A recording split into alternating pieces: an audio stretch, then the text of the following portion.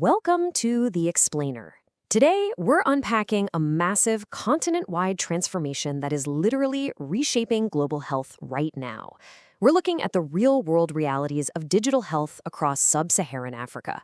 Over the last decade, we've seen this really ambitious shift away from dusty, stacked paper registers to these sleek, cloud-based electronic health records. It's a technological leap that sounds absolutely incredible on paper. But as we're going to see, implementing it in the real world, well, it's incredibly complex. Now, to really understand why this matters so much right now, you just have to look at the numbers. Sub-Saharan Africa holds about 12% of the global population.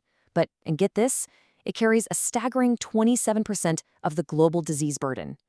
So having efficient healthcare data systems here, it isn't just some administrative upgrade. It's literally a matter of life and death.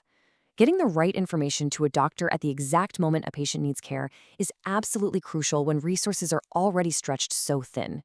Okay, let's dive into this. Here is our roadmap for today's explainer. 1. The digital health promise. 2. Africa's current EHR landscape. 3. Barriers to digital adoption. 4. Privacy and security risks. And finally, 5. Strategies for EHR success. We'll start with the high-level global vision and work our way right down to the gritty, on-the-ground realities. Number 1. The digital health promise. First up, let's look at the baseline established by global health authorities. The World Health Organization laid out a really ambitious global strategy on digital health for 2020 to 2027. And the core idea here is that digital technologies shouldn't just be, fancy gadgets for wealthy hospitals. They have to actively support equitable and universal access to care. The whole vision is about translating data into actionable, affordable care for everyone, everywhere. It's an inspiring goal for sure. Let's move to Section 2, Africa's current EHR landscape. Okay, so if you want to understand health tech in Africa, you absolutely have to know about OpenMRS. Now, what's fascinating about OpenMRS is that it isn't just some software you buy off a shelf. It's an open-source, highly adaptable framework. It was actually originally spurred by major HIV treatment programs, like PEPFAR, back in the mid-2000s, and today, it's the foundational architecture driving patient records in countries like Kenya, Rwanda, and Uganda. Because it was built specifically for resource-limited settings, it could be customized right down to the local clinical workflow. But to really grasp what's happening out there, we've got to clarify a vital distinction. Across the continent, systems like DHIS2 are super popular.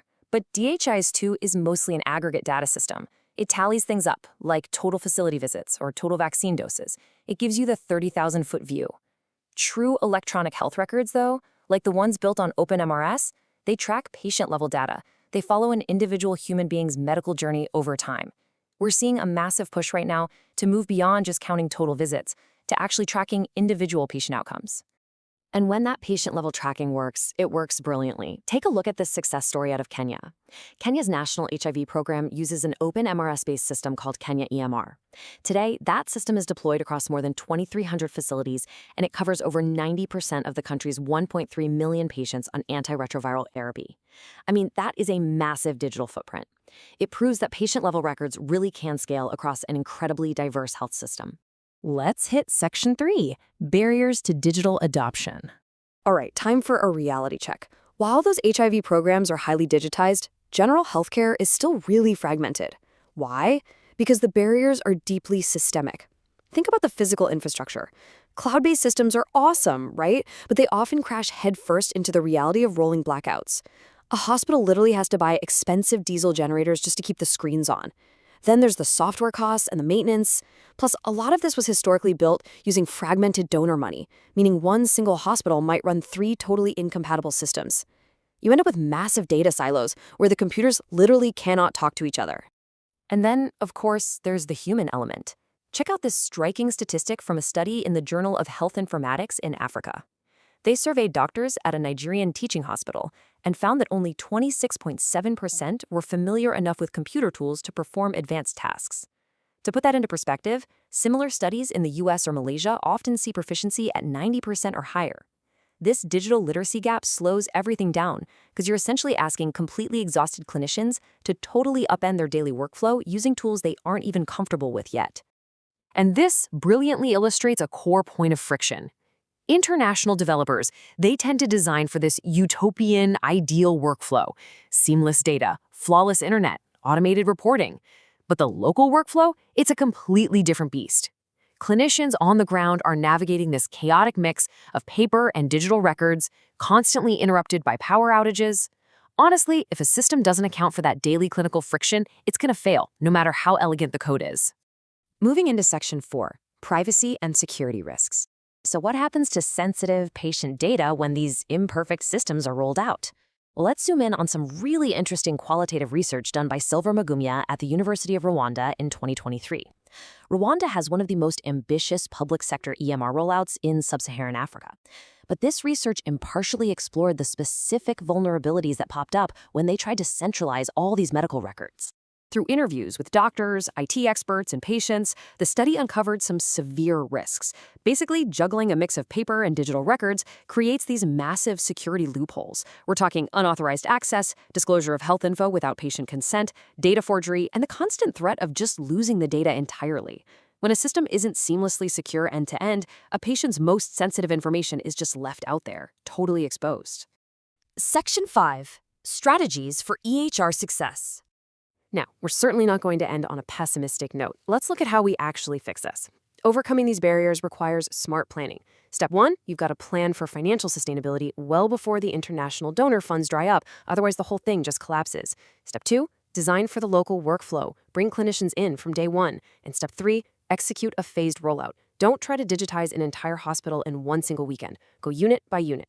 It lets the staff manage the change and actually transfer what they learn to the next department. So, the crucial point is getting the technical defenses right. You absolutely need an offline-first architecture. The system has to keep working when the internet drops and then sync the data later. And to prevent the privacy breaches we saw in that Rwanda study, you need multi-factor authentication, strong passwords, and role-based access. A building clerk shouldn't be reading sensitive clinical notes, right? Throw in end-to-end encryption and, most importantly, continuous staff training to build up that digital literacy.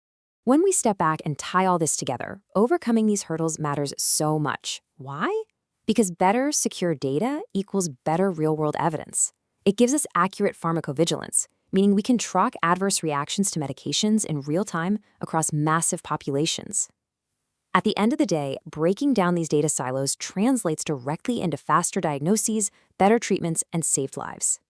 And that brings us to the end of our explainer today. We've seen the incredible promise, the massive deployments, and of course, the sobering reality of the local infrastructure. So I'll leave you with this to ponder. As digital health rapidly scales across the continent, can the software innovation truly outpace the physical infrastructure? Or will the tech always be limited by the grid it runs on? Thank you so much for joining me for this explainer. Keep learning, and I'll catch you next time.